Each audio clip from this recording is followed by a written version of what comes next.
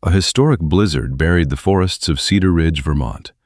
While checking the woods behind his cabin, a U.S. Marine followed his German Shepherd canine after the dog found wheelchair tracks, almost hidden beneath the snow. Moments later, they discovered an elderly woman struggling to push her disabled husband through the storm. She never asked for help. She just kept pushing. That night, after bringing them safely inside, the old man looked at the Marine and whispered, "Don't let her keep pushing me." Colin thought he understood those words. He was about to discover he didn't. Before we begin, tell me, where are you watching from? Drop your country in the comments below. Early February brought the worst blizzard Cedar Ridge, Vermont had seen in decades, burying the roads around Cedar Lake beneath thick snow and turning the maple forest into a silent, white wilderness. Master Sergeant Colin Mercer had only planned to stay in Cedar Ridge long enough to settle the paperwork for the lakeside cabin his late uncle had left him.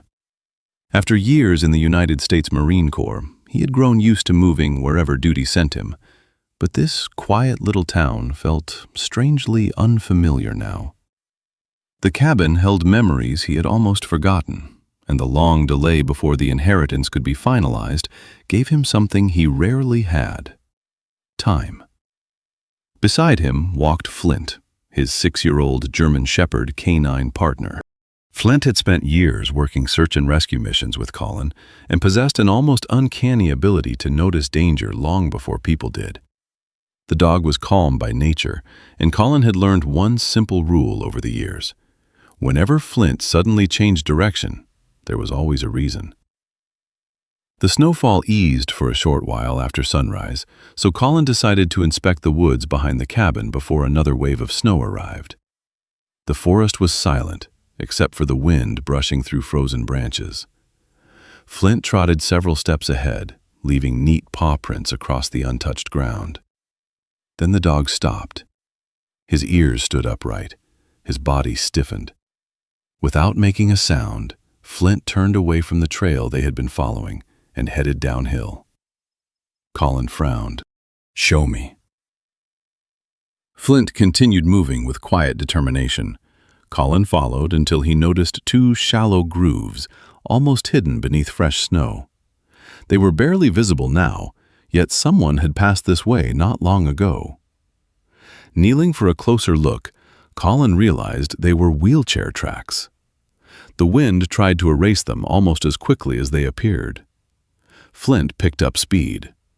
Within minutes, the trees opened onto a narrow service road, and Colin spotted 2 figures struggling against the storm. An elderly woman leaned forward with everything she had, trying to force a wheelchair through snow that reached nearly to her knees. Agnes Whitlock, 76, was small and slender, her silver hair escaping from beneath a knitted hat, while exhaustion showed across her pale face. Even so, there was remarkable determination in her eyes. She looked like the kind of woman who had spent her entire life solving problems quietly instead of asking someone else to solve them for her. Sitting in the wheelchair was her husband, Frank Whitlock. At 80 years old, Frank had once been a respected carpenter known throughout Cedar Ridge for building homes that endured Vermont winters. A stroke 9 months earlier had weakened the left side of his body, slowing both his speech and his movements. More recently, his memory had begun slipping away in small, frightening pieces. Even now, embarrassment seemed heavier on him than the thick blanket covering his legs. The wheelchair became trapped in another drift. Agnes pushed again. It refused to move. Before she could try once more, Colin reached the handles. "Let me help." She looked at him, surprised. "We have to get to the chapel," she said between exhausted breaths. "The emergency bell, it's still there." Slowly, Agnes explained what had happened. During the previous night, a huge maple tree had crashed through the roof of their home. The damaged chimney forced smoke back inside every time they lit the fireplace. Electricity had failed before dawn, both phones had lost service, and every road leading into town had disappeared beneath the storm. The old wooden chapel on the hillside, had once served as Cedar Ridge's emergency shelter decades ago, and its bell could still be heard across the valley when the wind settled. Colin looked toward the hill. Nothing but white. "You'll never reach it before dark," he said gently. Agnes lowered her eyes. "I know." The words carried neither fear nor self-pity, only quiet acceptance. Without another question, Colin turned the wheelchair around. "You're coming with me." Neither of them argued. The walk back to the cabin felt longer than it really was. Colin pushed Frank while Agnes walked beside them, stopping every few minutes to catch her breath. Flint stayed close to the wheelchair, occasionally looking back as though making sure everyone remained together. The deeper the snow became, the more Colin realized how close the couple had come to disaster. Another hour outside, and the cold alone might have defeated them. The warmth inside the cabin seemed almost unreal. Colin added more wood to the fire before helping Frank settle beside the stone fireplace. Agnes wrapped both hands around a steaming mug of tea, though they continued trembling from exhaustion. For the first time that day, she finally allowed herself to sit down. Flint quietly crossed the room and lay beside Frank's wheelchair. No command, no hesitation. Frank looked at the dog for several moments before lowering his trembling right hand onto Flint's thick fur. The German Shepherd remained perfectly still, as though he understood the old man needed comfort more than conversation. Something changed in Frank's expression. Not happiness, relief. As evening settled over the cabin, snow once again covered the windows. Agnes eventually drifted asleep in the armchair, still facing her husband, even in her dreams. The fire crackled softly. Frank continued staring into the flames before turning toward Colin. His lips moved slowly. "Don't." Colin leaned closer. "Let." Frank struggled to finish. "Her." His voice almost disappeared. "Keep pushing me." Colin instinctively glanced toward the sleeping woman, whose worn hands still rested on the blanket covering her husband. Only then did he understand. Frank had never been talking about the wheelchair. He was talking about every meal Agnes had cooked after his stroke, every sleepless night she had spent helping him, every painful step she had taken while pretending none of it was difficult. The greatest wound left by the stroke was not the weakness in his body. It was the belief that the woman he loved had been forced to carry both their lives alone. Colin had seen brave men survive explosions only to surrender to guilt months later. He recognized that same silent battle in Frank's eyes. Before he could answer, Flint suddenly lifted his head. The dog's ears pointed toward the front door. A low growl rumbled deep in his throat. Someone, or something, had just stopped outside the cabin. Morning arrived without sunlight.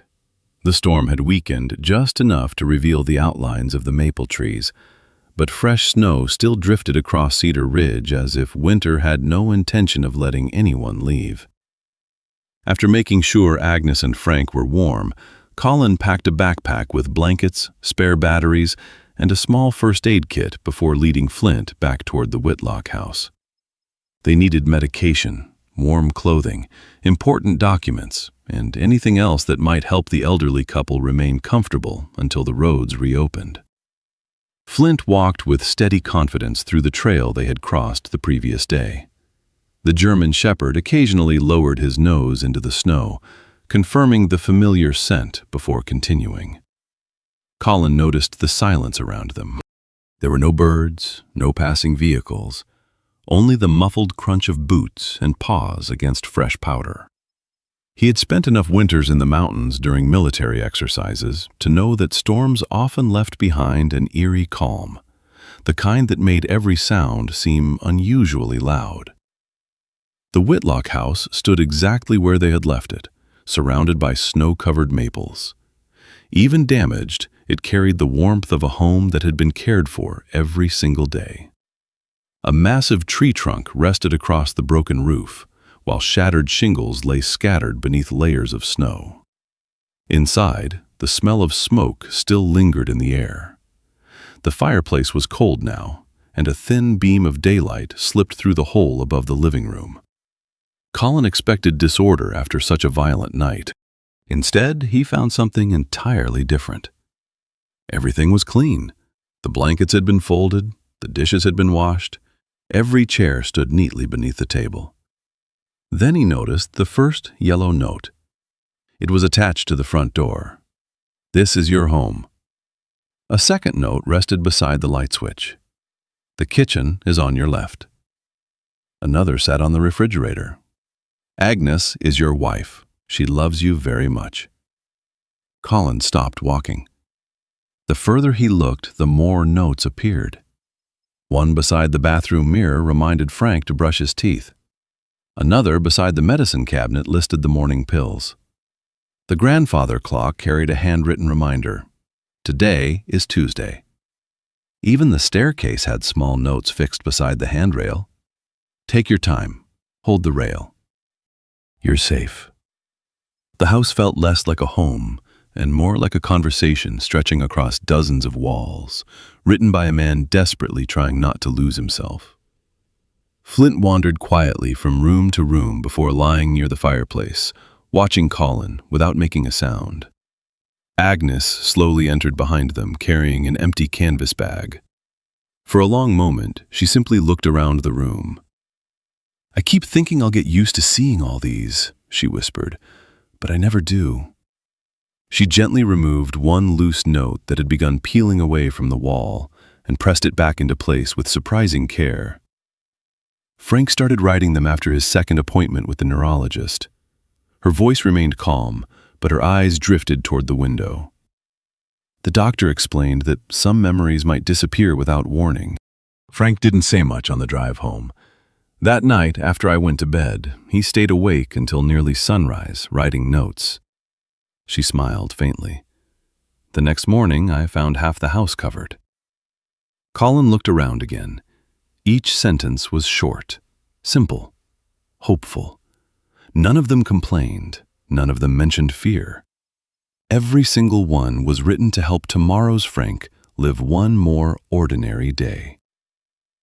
While gathering medicine from the kitchen cabinet, Colin opened a drawer and found several unused notebooks stacked neatly together. Only one had been opened.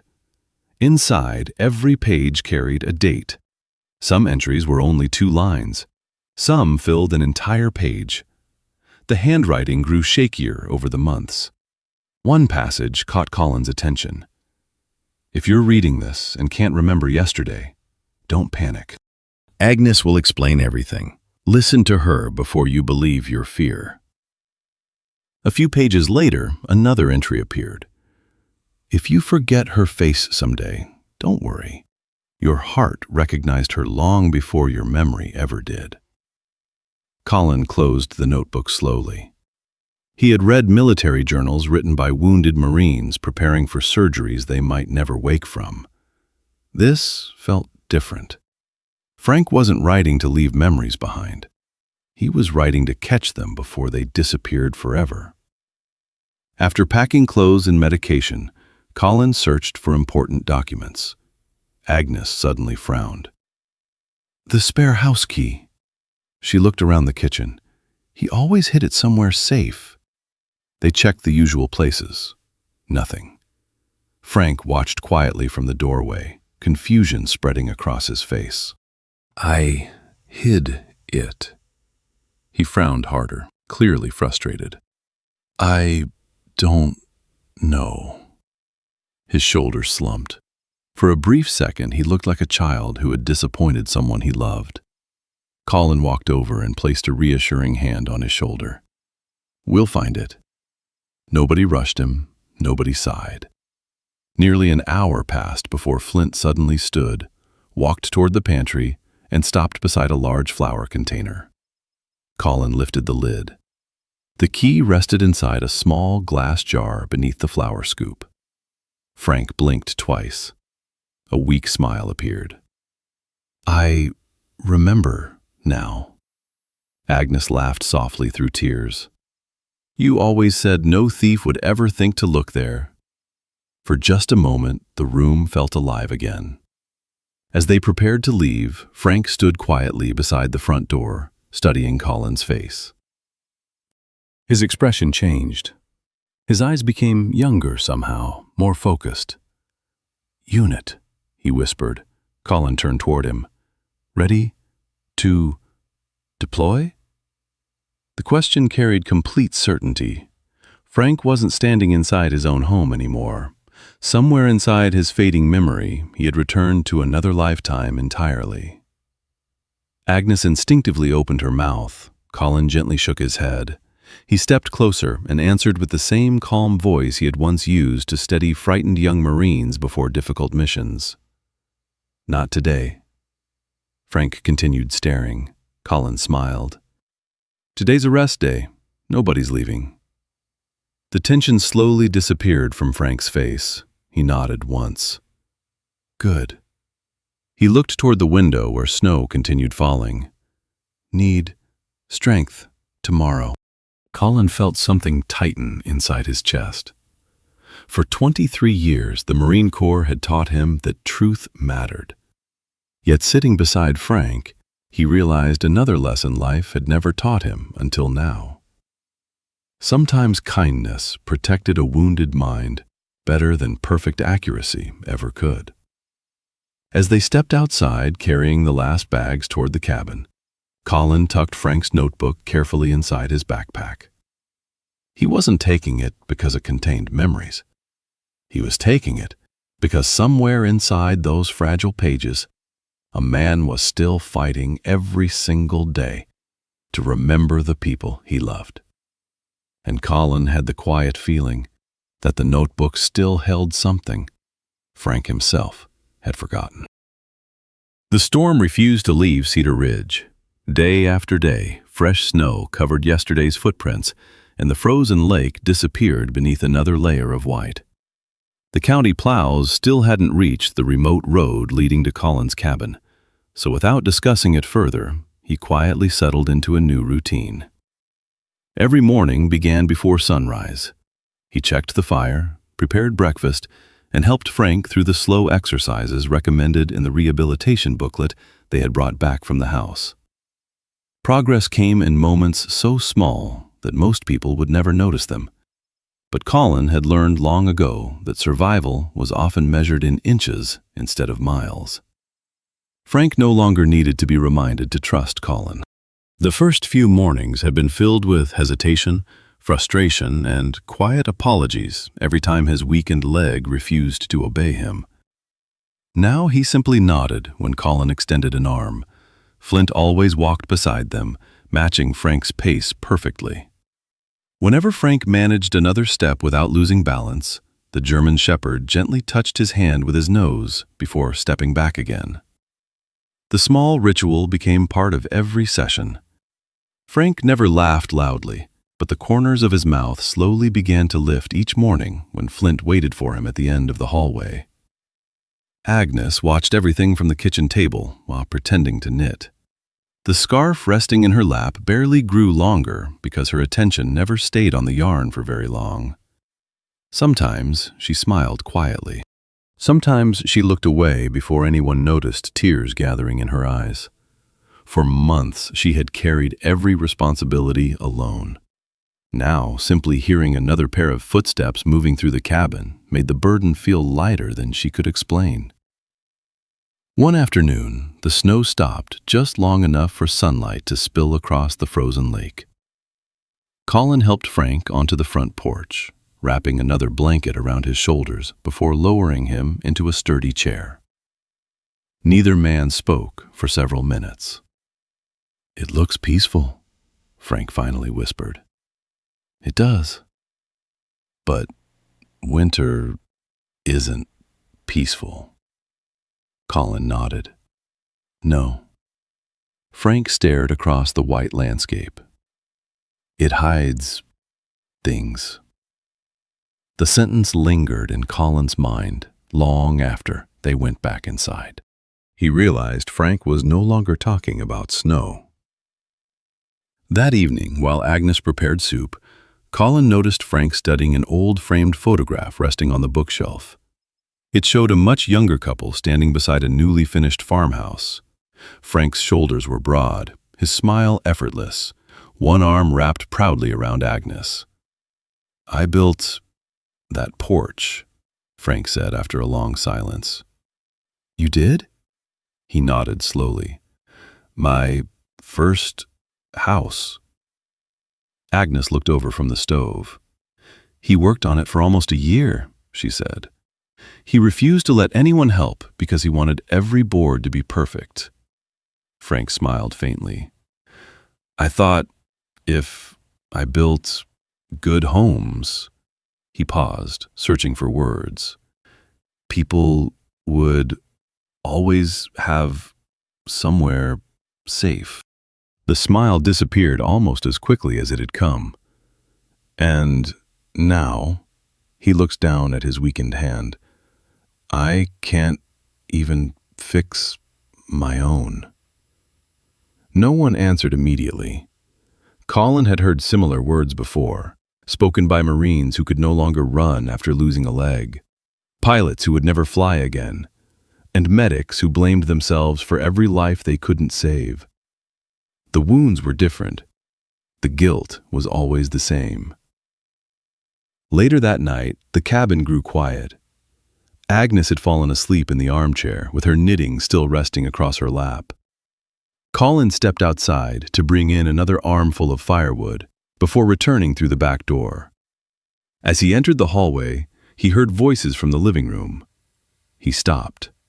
Frank was awake. The old man stared at Agnes for a long time. "I'm sorry." Agnes opened her eyes. "What for?" He swallowed. "Who are you?" Silence settled over the room, Frank's face filled with panic. "I know I—" His breathing became uneven. "Should know." Agnes slowly stood and walked toward him. She knelt beside the chair until they were looking directly into each other's eyes. "My name is Agnes," she said softly. "I've been your wife for 53 wonderful years." Frank searched her face desperately. "I can't." "I know." She gently placed both hands around his trembling one. "But that's all right."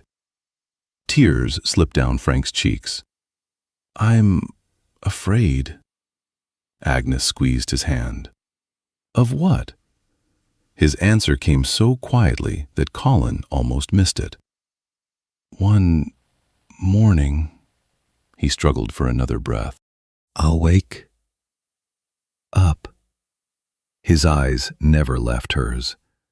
"And I won't remember the person," another pause, "who loved me the most."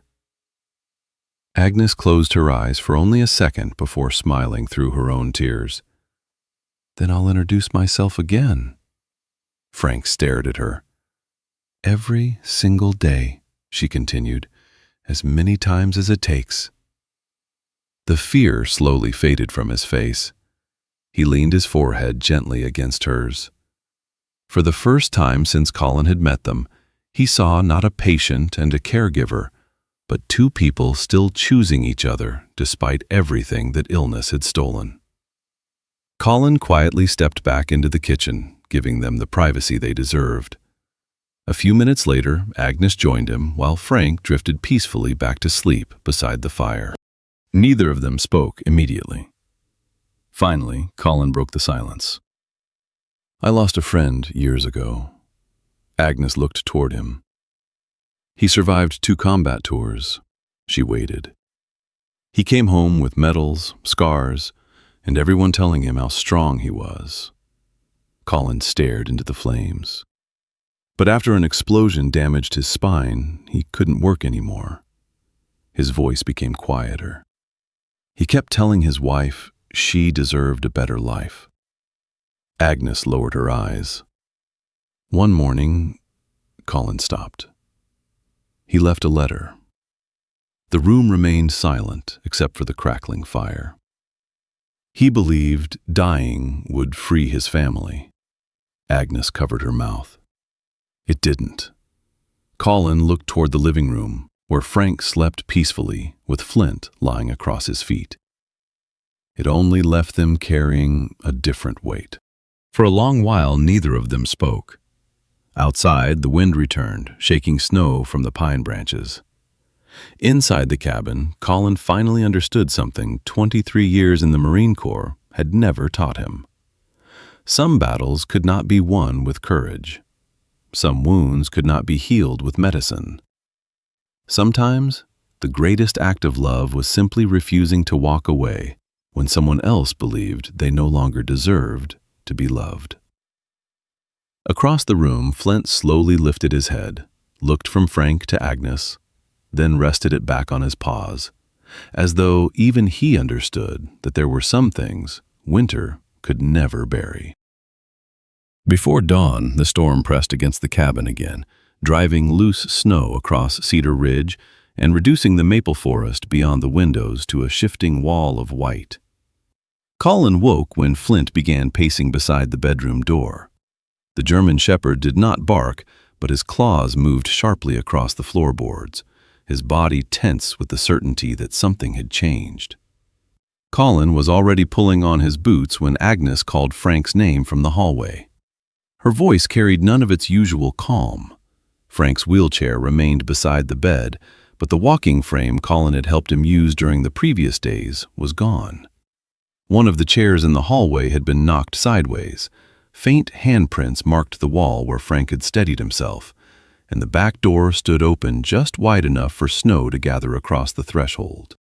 Agnes found the note on the kitchen table. The words had been written slowly, the pencil cutting deeply into the paper. "You will be lighter without me." Her fingers tightened around the page. For months she had watched Frank struggle with weakness, confusion, and the humiliating dependence he tried so hard to conceal. She had answered every apology with patience and every frightened question with the same steady voice. Yet the note revealed a loneliness he had never allowed her to see completely. Frank had not merely believed he was difficult to care for. Somewhere inside his damaged memory, he had decided that disappearing was the last useful thing he could still do for her. Colin took the note gently before Agnes crushed it in her trembling hand. "How long?" he asked. "I don't know." Her eyes moved toward the open door. "I woke once during the night. He was still there."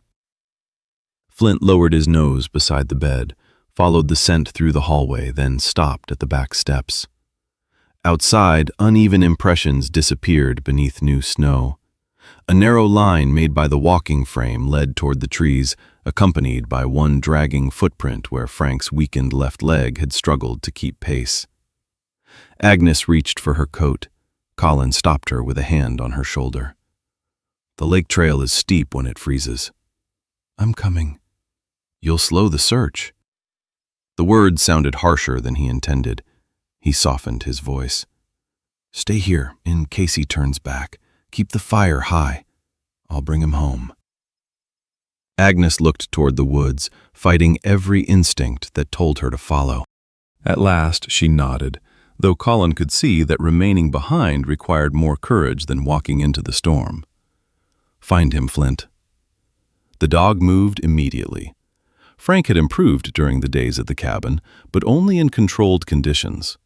With the walking frame, he could cross the main room, move along the porch, and cover short distances on packed ground.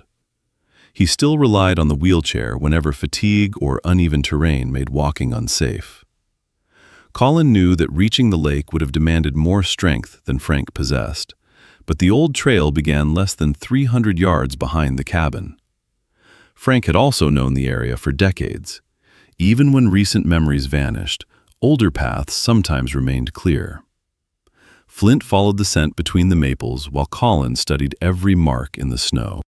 The walking frame had left 4 uneven punctures beside Frank's footsteps. At several points, the trail stopped near tree trunks where he must have rested. One patch of disturbed snow showed where he had fallen to a knee before forcing himself upright again. Colin's anger rose with every sign of pain. Not anger at Frank. Anger at the quiet cruelty that could convince a man his absence was a gift. The wind shifted abruptly near the ridge. Snow swept across the path, erasing the trail ahead. Flint slowed, circling once with his nose close to the ground. When the scent disappeared beneath drifting powder, he lifted his head and tested the air.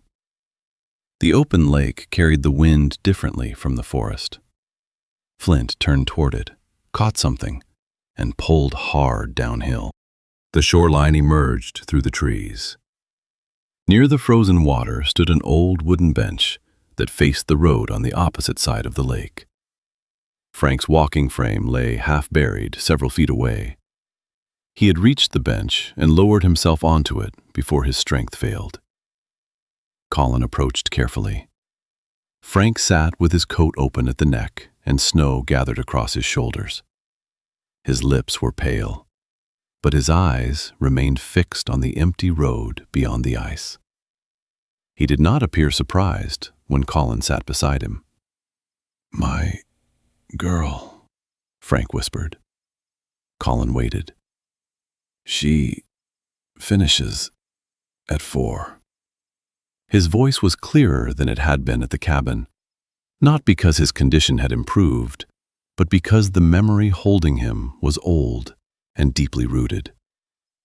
"I wait here every day." Colin understood. Frank was no longer an 80-year-old man who had walked into a storm. In his mind, he was young again, sitting near the lake while Agnes finished a shift somewhere in town. "Do you see her?" Frank asked. "Not yet." Frank looked down at his empty hand. "I had flowers." He searched the snow beside the bench as though they might still be there. "Red ones. She likes red." Flint stepped closer and placed his head across Frank's stronger knee. Frank's fingers settled into the dog's fur. "Good boy," he murmured. For several minutes, Colin said nothing. He knew Frank might not remember the note, the cabin, or why he had left. Correcting him would not return the missing hours. It would only replace a gentle memory with shame. "She'll come," Colin said. Frank turned toward him. "You know her?" "I know she doesn't leave people behind." A faint smile touched the old man's face. "She's stubborn. So I've noticed." The smile remained for only a moment before fear crept back into Frank's eyes. "What if she doesn't know me?" Colin thought of the woman waiting beside the fire, of the notes taped across their damaged house, and of the promise Agnes had made to introduce herself every day if necessary. "I think she'll know where to find you." A sound came from the trees behind them. Agnes appeared along the trail, leaning heavily on a walking stick Colin had left beside the porch. Snow clung to the bottom of her coat, and exhaustion bent her shoulders, but she continued forward until Frank saw her. Colin started to stand, but Agnes gave him a small shake of her head. She walked to the bench and sat on Frank's other side. Frank studied her face with the nervous attention of a young man afraid he had waited for the wrong person. Agnes smiled. "Hello, Frank." He swallowed. "I'm waiting for my girl." "I know." "She works late." "Not today." Agnes placed both hands around his stronger one. "My shift is over."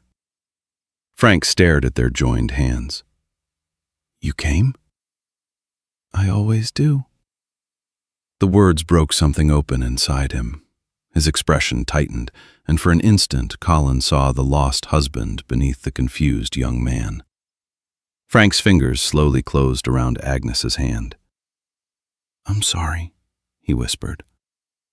Agnes did not ask what he meant, She simply moved closer. "Let's go home." Frank looked toward the forest. "Will you be there?" "I'll walk beside you." With Colin supporting his stronger side and Agnes keeping hold of his hand, Frank rose from the bench. Flint stayed near his weakened leg while Colin retrieved the walking frame. They moved back slowly, resting whenever Frank's breathing became strained. No one mentioned the note. No one demanded an explanation he might no longer possess. By the time the cabin appeared through the trees, daylight had begun softening the storm. Frank still did not know what morning it was. He might not remember the lake by nightfall. But throughout the entire walk home, his hand remained wrapped around Agnes's, as though some part of him understood what his fading memory could not. She had never been waiting for life to become lighter.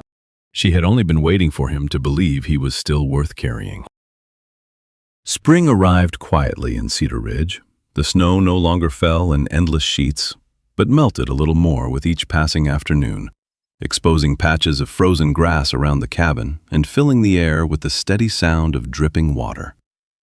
The lake was still covered with ice, though dark cracks had begun spreading across its surface, like gentle reminders that even the longest winters could not last forever. Life inside the cabin settled into a peaceful routine. Every morning, Colin lit the fireplace before sunrise, while Flint waited patiently beside Frank's walking frame. They no longer counted the number of steps Frank could take. Instead, they celebrated every morning he chose to stand without first apologizing for how slowly he moved. Some days, he reached only the front porch before asking to rest. On better mornings, he walked as far as the old maple stump overlooking the lake. Flint always remained beside his weaker leg, slowing whenever Frank slowed, stopping whenever Frank needed to catch his breath. The old carpenter had begun speaking to the dog as though they had known each other for years. "You never hurry me," Frank said one morning, scratching gently behind Flint's ears. The German shepherd answered with a slow wag of his tail. Colin smiled. "He's learned something most people never do." Frank looked at him curiously. "What's that?" "That everyone walks through life at a different pace."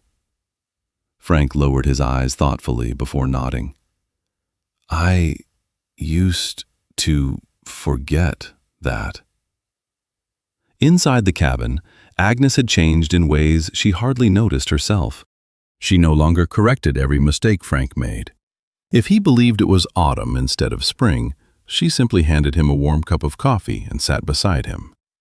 If he mistook the cabin for the first little house they had rented after their wedding, she asked him whether the roof still leaked every time it rained. Their conversations no longer depended on perfect memories. They depended on kindness.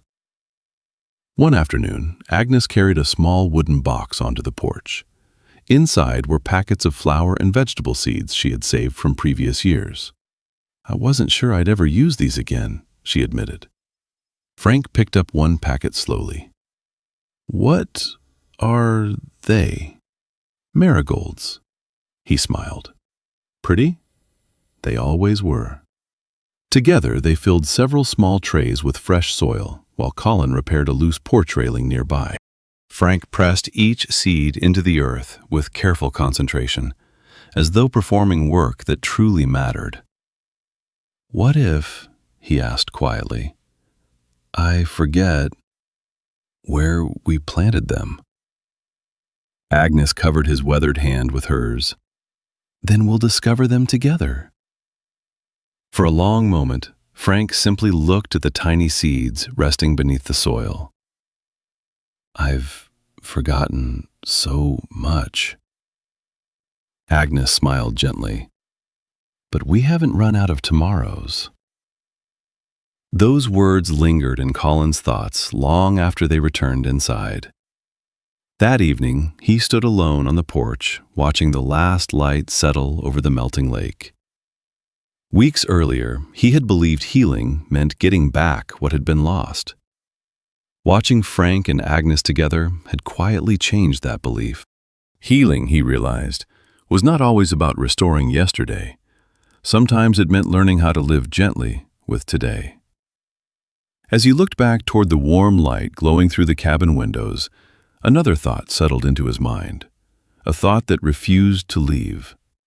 For the first time since arriving in Cedar Ridge, Colin no longer wondered when he would leave. He found himself wondering whether he should. The answer came quietly the following morning. Colin stepped onto the porch before sunrise, intending to split another stack of firewood before driving into town to collect the completed inheritance papers. As he passed the living room window, movement inside caught his attention. Agnes had fallen asleep in the old rocking chair.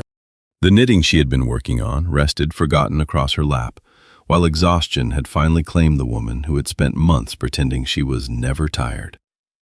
Across the room, Frank slowly opened his eyes. For several seconds he looked around with the familiar uncertainty that had become part of every morning. Then he noticed Agnes. Without calling for help, Frank reached for his walking frame. Every movement demanded effort. His weakened leg trembled, forcing him to stop after each careful step. Colin instinctively started toward the door, ready to steady him. But something told him to wait. Frank finally reached the chair. A folded blanket rested on the arm beside Agnes. With slow, clumsy movements, he lifted it. One corner slipped from his fingers. He tried again. This time he managed to drape it gently across her shoulders. Agnes never woke. Frank remained standing beside her, smiling faintly. "Cold," he whispered. Then, almost absent-mindedly, he brushed a loose strand of silver hair away from her face before lowering himself into the chair beside her. Watching through the window, Colin felt something inside him quietly settle. Frank no longer remembered every chapter of their life together. Yet love had survived where memory had failed. That afternoon, Colin returned from town carrying the signed inheritance documents. He placed them on the kitchen table beside the old notebook Frank had once written for his future self. "I'm keeping the cabin," he said. Agnes looked up. "I thought you planned to sell it." "I did." He smiled toward the living room where Frank and Flint were dozing beside the fireplace. "But this place taught me something I didn't know I needed to learn." He unfolded a rough sketch. "I want to turn it into a small retreat for veterans and for families caring for people living with stroke recovery or memory loss." He paused. No hospital beds, no white walls, just peace. Agnes's eyes filled with tears. "So people won't have to carry everything alone." Colin nodded. "Exactly." Several weeks later, spring finally reached Cedar Ridge. Neighbors gathered to begin repairing the Whitlock house, while volunteers measured the cabin for its first renovations. Above the porch, a simple wooden sign waited to be hung. Stillwater House. On the morning Colin prepared to leave, Frank insisted on walking outside by himself. It took nearly 5 minutes to cross the porch. Nobody rushed him, nobody offered an arm. When he finally stopped beside Flint, he studied the German Shepherd carefully. The dog waited patiently. Then Frank smiled. "Flint." Colin laughed softly. He remembered. Frank reached down, scratching behind Flint's ears exactly the way he always had during their morning exercises. A moment later, his balance shifted slightly. Instinctively, his free hand searched the empty space beside him. Agnes reached out. Their fingers met.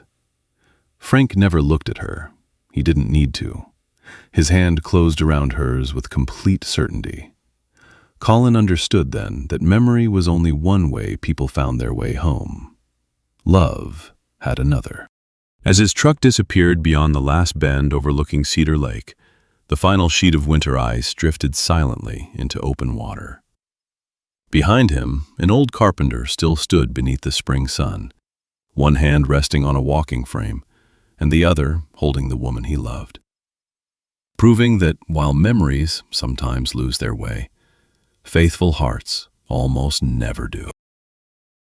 Perhaps the greatest miracle in Frank's story was not that he remembered a name or learned to walk a little farther. The miracle was that love remained, even when memory began to fade. Sometimes God does not remove the storm from our lives. Instead, He sends us people who are willing to walk beside us through it, offering patience, kindness, and a hand that refuses to let go. In everyday life, someone near us may be carrying a burden we cannot see. A parent may be growing weaker. A spouse may be exhausted from caring for someone they love. Or a lonely person may simply need to know they still matter. A gentle word, a few minutes of patience, or one small act of compassion may become the miracle they have been praying for. If this story touched your heart, please share it with someone who needs hope today. Leave a comment and tell us what this story meant to you. And subscribe to the channel for more stories of faith, love, and healing. May God bless you and your family, give you strength in difficult seasons, bring peace to your home, and remind you that even after the longest winter, His light can still lead us toward spring.